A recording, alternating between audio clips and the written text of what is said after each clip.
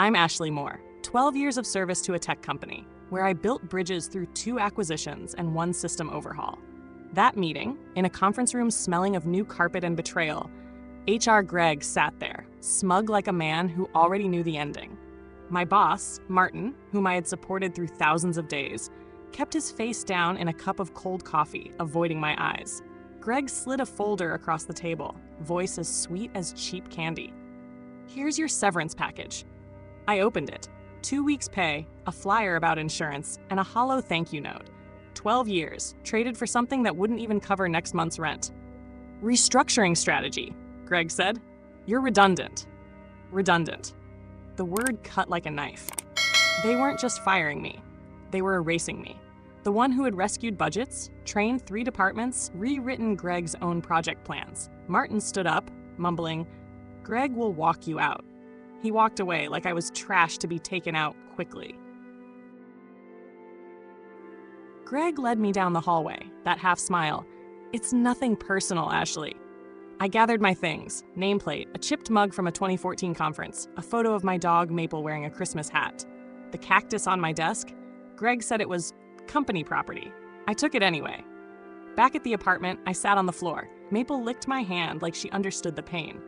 I had imagined leaving the company on my own terms, not with a stack of papers and a pen with a logo on it. The injustice burned. Not just the job lost, but the utter disregard. That night, I couldn't sleep. I opened my laptop, reading my old contract line by line, and there it was, a clause long forgotten. Unvested shares shall be granted in full if termination is without cause. Greg had said, it's not performance related. I had a weapon. They had put it in my hand themselves. At 4 a.m., I compared severance standards across the industry. 2 weeks' pay? Shorter than a broken dream. The standard was 3 to 6 months for someone with 12 years like me. I printed documents, highlighted them, prepared like I was going to court. The next day, I put on the company jacket they gave me for my 10th anniversary and walked into Greg's office. He sipped Diet Coke, tone flat. "Let's make this quick, Ashley." I opened my folder. Industry pays 3 to 6 months for my level. Yours doesn't cover health insurance. Greg laughed, like a programmed robot. "Standard policy, non-negotiable." I slid the folder to him. 12 years. I saved your budget, trained your team, fixed typos in your slide decks. This is your standard policy? He froze. "Non-negotiable," he repeated like a spell. I laughed, sharp as ice. "Nothing personal, right? Say that to the 12 Christmas parties I organized, the weekends I covered so you could vacation." Greg flushed, but still pushed the packet over. "Sign it. We'll process your final check." I stood up. "I'll review it, with my lawyer." He blinked, surprised. "Standard policy. Don't say that again," I cut him off, "or I'll have it carved into your forehead." I walked out, no longer a victim, but someone ready to fight. That night, I dug through old paperwork, meeting notes, thank you letters, meaningless certificates. The shredder ate them, like erasing 12 years of being overlooked. Maple stared at me, almost judging. I raised my wine glass. "To loyalty, Maple." Then I found the original contract, dated 2012. Yellowed paper, the smell of old ink. That equity clause lit up like fire. I took photos, shot videos, afraid it might vanish. That equity, not a small amount, was a ticking bomb they had forgotten.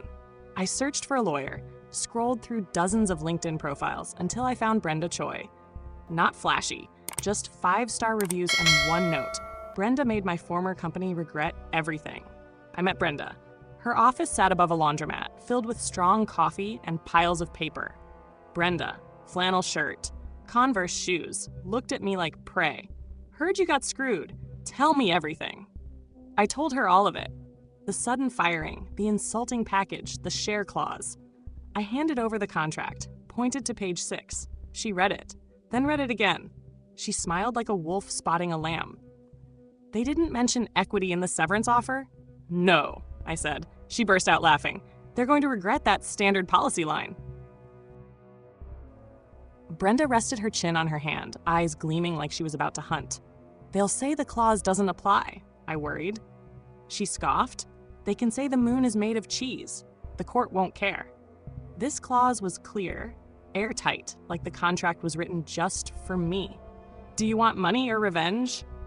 Brenda asked, pen gliding across paper. Can't I have both? I said, half joking. She laughed loudly. Now you're speaking my language. Brenda launched a strategy, not just to claim the equity, but to strike where they were weakest. We'll use their standard policy as the trap, she said. They skipped a major clause, that's negligence, maybe even deliberate concealment. It felt like gearing up for war, but the weapons were paper, not bullets. Brenda drafted the letter, not a request, but a cold warning. Let me handle it, she said. You just wait, like waiting for a lost cat to return. Waiting was torture. I paced back and forth. Maple looked at me like she wanted me to calm down. Monday morning, 9:01 a.m., the email was sent. Subject regarding equity clause and termination of Ashley Moore. No exclamation marks, no fluff, just a blade. I sat on the couch, holding a cold cup of coffee, staring at the ticking kitchen clock. At 9:07, I checked my email 5 times, afraid the connection had dropped. At 9:12, I checked my phone settings, suspicious that notifications were broken. By noon, I was nibbling stale cookies, barely swallowing. Brenda's letter was a bomb, somewhere in their inbox, waiting to explode. I scrolled through LinkedIn, looking for signs. Greg's profile was silent. The CEO's photo was still that smug smile from 2016 when the company was small and coworkers still laughed together. No posts, no updates. Silence was a signal. At 3:42 p.m., a message from Kelsey, a former coworker. OMG. No context, just 3 letters. I stared at it, heart pounding. 2 minutes later, she followed up, You didn't hear it from me, but something big's going down. I knew the bomb had gone off. Brenda's letter was a mirror, showing them their own mistake. They panicked, forwarded emails, emergency meetings, documents with red pen notes. I didn't know what they'd do next, but I wasn't the one shaking anymore. At 7:14 a.m. the next day, Martin called, my old boss, the one who used to call me work wife, and blamed me for not smiling enough. I let it ring 3 times, then picked up. Morning, Martin. Been a while. What did you do, Ashley? His voice in panic, like he woke up in a burning house. You sent that letter? Legal's a mess. I got pulled into a 6 a.m. meeting with the CFO and Greg. I sipped my coffee calm. I thought Greg only worked banking hours. This isn't funny, he snapped.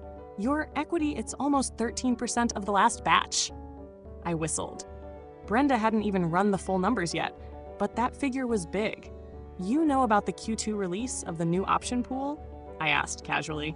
He groaned. You were still on the list. They forgot to update it before letting you go. A system error. They handed me the keys to the tower, then forgot to lock the door. You didn't need to do this, Martin said, voice cracking. You had your severance. Martin, I replied, you treated me like garbage, but I read the contract. Now I'm a shareholder and your biggest problem. I hung up. My heart wasn't racing. I was in control. An email came in from the executive team. Polite to the point of being fake. Requests to discuss equity terms. They wanted to clarify contract language, which meant begging before I burned the place down. Brenda read it and laughed hard. Discuss? They see smoke, and now they're running. We scheduled for Friday, same conference room where they fired me. This time, I didn't bring a cardboard box. I wasn't invisible. Brenda walked in like a general, wearing a blazer the color of cold steel. I wore black, not for mourning, but for power. The room was full. 6 people at the table, 2 with laptops along the wall. CEO Dan, tanned, tried a guilty smile. Thank you for coming, Ashley. Brenda dropped a thick folder on the table. The thud echoed. Let's talk about your standard policy, she opened. The screen lit up, the equity clause highlighted, annotated. All unvested shares are granted if termination is without cause. She read, like a verdict. Greg turned pale, stammering. I didn't see this clause in the severance template. Brenda smirked. It's in the original contract, above your internal template. Unless you're calling deliberate omission good faith. The CEO interjected, we want to make this right. Brenda replied, good. Start by acknowledging that the equity belongs to Ashley the moment you fired her. One of their lawyers suggested, would she consider selling the shares? I spoke, voice steady, no. I'm not selling. I'm not stepping back. I'm here to remind you, I wasn't a mistake. I was your blind spot. The room went silent. Brenda nodded like a coach watching her players score. They weren't in control anymore. The power had shifted to me. The meeting dragged on, their lawyers dodging, Brenda countering with sharp precision.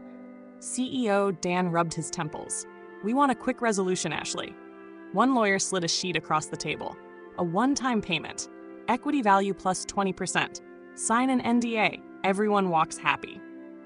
I looked at the number, insulting, just a third of what the equity would be worth next quarter. It wasn't an offer. It was a muzzle. "No," I said, calm. "Not even close." Dan froze. Brenda straightened her back like she'd been waiting for this moment. "You have two options," Brenda said, voice like steel. "One, transfer the full equity value dated from the termination day. No conditions. No NDA." The room went dead quiet. A lawyer asked, voice trembling. "Option two?" Brenda smiled, cold and sharp. "Ashley keeps the shares, becomes an active shareholder.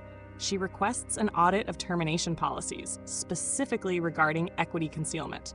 We want board meeting minutes, compensation plans, and Greg's credentials." Greg whimpered. Brenda continued, sweetly. "Everything becomes public, press, shareholder calls. The phrase, governance failure will show up where your investors look." Dan's face went pale, like he'd been drained. I leaned in. "You thought I was disposable. Now I'm the crack on your balance sheet." Dan turned to the lawyer, voice tight. "Draft the transfer paperwork." No handshake. No apology, just an end. Brenda whispered as the elevator opened. "They'll remember this day." 4 hours later, my account received a 7-figure deposit. I didn't pop champagne, didn't post on LinkedIn. I gave Maple an extra dinner, deleted every email with the company's name. They erased me. But I came back, not just an employee, but a shareholder with power they didn't expect. Kelsey texted the next week. "Greg's under internal investigation. Dan's in closed-door meetings with the board." I didn't smile, but I felt lighter, like I dropped a 12-year weight. Brenda called. "You did it. What now, with the money?" I laughed. "Maybe a new car, or a waffle truck." She laughed louder. "Call me if you open that truck. I'll invest." Looking back, I didn't just reclaim equity. I reclaimed my worth, the thing they thought could be priced at 2 weeks' pay. Their mistake wasn't firing me. It was thinking I'd stay silent. The contract didn't lie, but someone had to read it. I learned loyalty doesn't buy justice, but persistence does. If you're dismissed, overlooked, discarded, don't bow your head. Find your clause in the contract, in your belief, in your will. Then rise, like I did, and turn their blind spot into your victory. What will you choose?